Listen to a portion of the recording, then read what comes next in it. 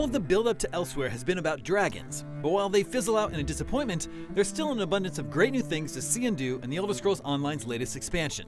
The Khajiit homeland is one of the more visually interesting zones in the world, and its landscape feels ancient and lived in. Compelling side quests pick up the slack from the main story, and there's a fantastic new Necromancer class who answers the prayers of the community.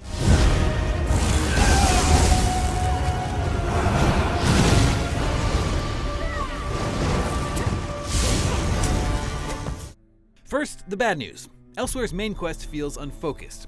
The three major plot lines involving invading dragons, the necromantic threat, and the imperial takeover of one of Elsweyr's main hubs mean the 10-hour story tries to pull you in many different directions.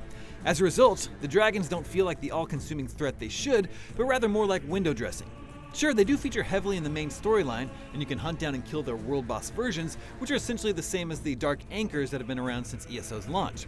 But these beasts lack any of the menace of the dragons in Skyrim. They're a letdown. Hopefully they'll get more screen time over the course of the Season of the Dragon, which is a content plan that ZeniMax Online says will add another dungeon and story zone later in the year. It can't come soon enough.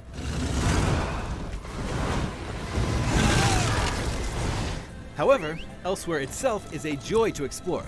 The Khmer-inspired architecture gives a distinctly foreign feel to the Khajiit homeland compared to the garden variety fantasy setting of last year's Summerset expansion. Incredible vistas, such as the windswept deserts which lie on either side of the bridge-crossed canyons known as the Stitches, and a crumbling necropolis make every turn in Elsweyr feel like something new. At the same time, it's also hinting at ages past when the Khajiit weren't as disliked by the denizens of Tamriel as they are now. And while Elsweyr's main storyline is largely a disappointment, the side quests found here are some of the best since 2017's excellent Morrowind expansion. Standouts include one in which you have to recruit crooks for a heist, and hilarity ensues when each one brings unexpected skills and issues to the mix. Another quest creates sympathy for a lich by exploring what led to his slide into darkness. Unlike the main story, these quests have a great mix of drama and humor. Why? So you can keep hogging all the toys? No. These are mine. I licked them.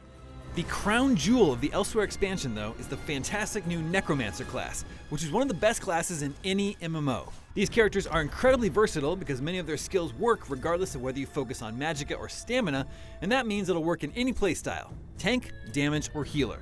It's also vaguely similar to the sorcerer, though its pets, such as skeleton mages, don't stick around like the sorcerer's familiars. When they die, they drop corpses which necromancers can absorb to heal and charge their ultimate, or even use in skills such as a lightning area of effect attack which fries anything caught between the necro and the corpse. You can also use corpses of dead enemies, or even players if they happen to fall nearby.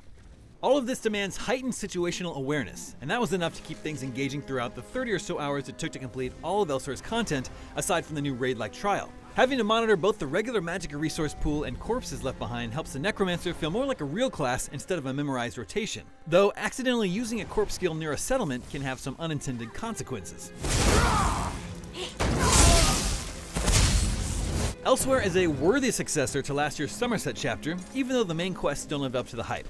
It's actually the excellent storytelling and exploration in the side quests that outshines the underwhelming dragons with heartfelt drama and comedy. Meanwhile, the new Necromancer class is by far one of the best additions to ESO since the early days, with some very clever unique mechanics that work in any role. And of course, the land of Elsweyr itself is one of the best and most visually interesting areas to explore. For more Elder Scrolls Online, check out some Necromancer gameplay and our reviews of the Summerset and Morrowind expansions. And for everything else, stick with us right here at IGN.